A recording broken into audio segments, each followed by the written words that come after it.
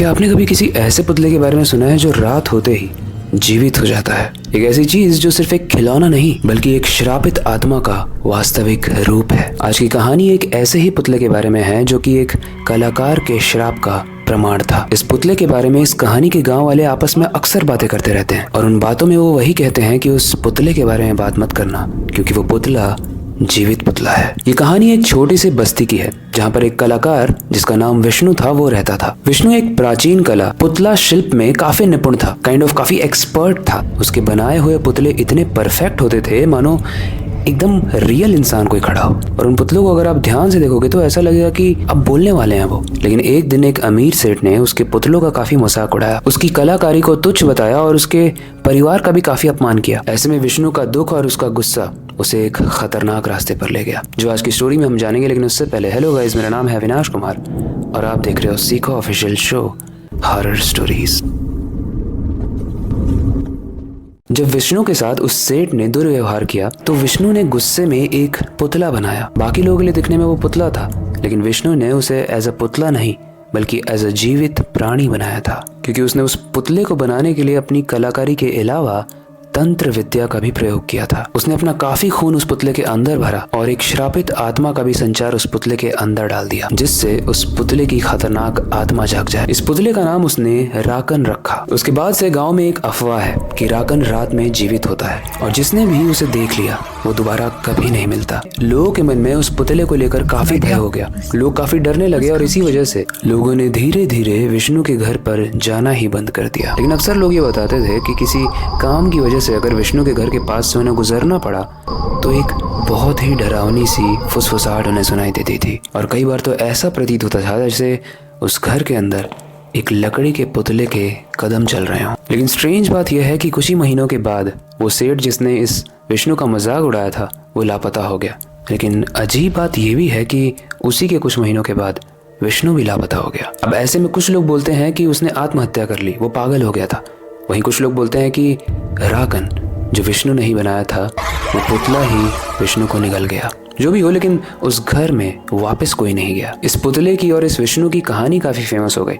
जब एक जर्नलिस्ट को ये बात पता चली तो उसने यहाँ पर एक्सप्लोर करना चाहा, जिसका नाम था अमित। अमित को वैसे भूतिया केसेस को एक्सप्लोर करना, उनके अंदर की बारीकियों को ढूंढना बहुत पसंद था, लेकिन ये केस शायद थोड़ा डिफरेंट था। रात के समय अमित विष्णु के पुराने घर में जाता है, उसी घर में जिसमें उसने उस पुतले का, उस राकन का निर्माण किया था। घर पूरे तरीके से अंधेरे में डूबा हुआ था, दीवारें पुरानी और सिरकी टाइप की लग रही थी और जैसे ही वो थोड़ा अंदर जाता है उसे दिखता है एक बहुत बड़ा सा, बहुत पुराना सा पुतला जिसकी आंखें कुछ अजीब तरीके से ही चमक रही थी। जैसे ही उसने पुतले को हाथ लगाए एक ठंडी सी हवा चली और हल्की सी हंसी उसके कानों में सुनाई दी। अमित को कुछ ऐसा महसूस हुआ कि ये नॉर्मल पुतला नहीं है, ये कहीं उस कहानी का ही कोई पुतला है। तभी उस रूम में कुछ गिरता है और अमित पीछे की तरफ देखता है, लेकिन वहाँ कोई था नहीं, बस कुछ लकड़ियां थी जो ऊपर से नीचे गिर गई थी। अमित सोचता है मैं फालतू में ही डर रहा था और वो जैसे ही सामने देखता है वो एक बहुत खतरनाक दृश्य देखता है। वो देखता है कि वो पुतला जो अभी तक तो एक नॉर्मल पुतला दिख रहा था, उसकी आंखें अचानक से एकदम लाल हो जाती हैं और उसके हाथ धीरे धीरे हिलने लगते हैं और इसी के साथ उसके पैर भी हिलने लगते हैं और वो धीरे धीरे अमित की तरफ बढ़ने लगता है। अमित ने अपनी फ्लैशलाइट जलाने की कोशिश की लेकिन तब तक उसकी बैटरी डेड हो चुकी थी। तभी एक आवाज गूंजती है और उस आवाज में वो पुतला कहता है मुझे एक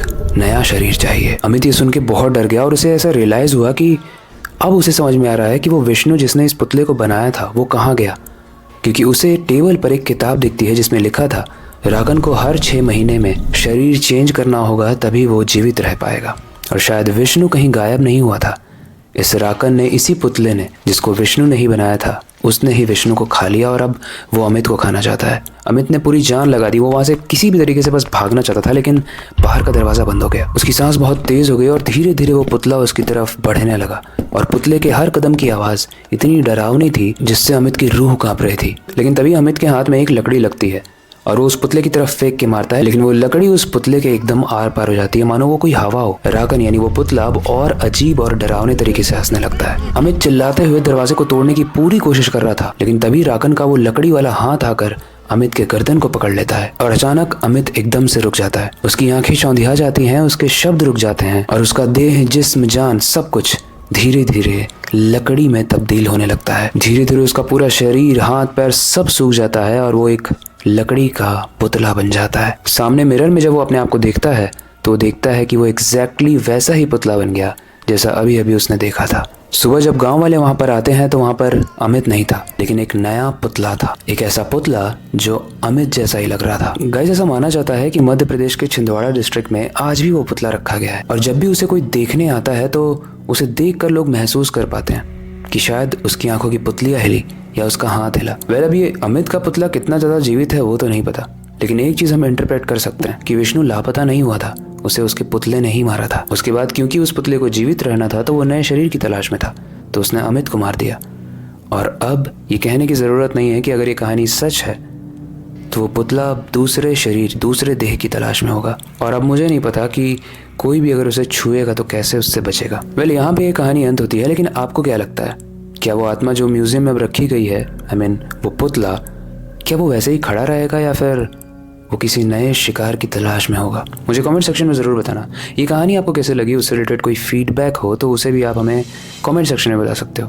आपके पास कोई कहानी का टॉपिक है तो उसे भी आप कमेंट सेक्शन में बता सकते हो, हम उसे ज़रूर कवर करेंगे। बाकी वक्त आ चुका है इस वीडियो का एंड करने का और नए डरावने वीडियोस पर काम करने का, लेकिन जाने से पहले मैं बस एक ही चीज़ करना चाहूँगा, अपनी क्यूरियोसिटी को डाय मत होने देना, नई चीज़ें सीखते रहना, अपने बेड के नीचे और खिड़की के बाहर ज़रूर देख लेना। मिलते हैं अगली वीडियो में।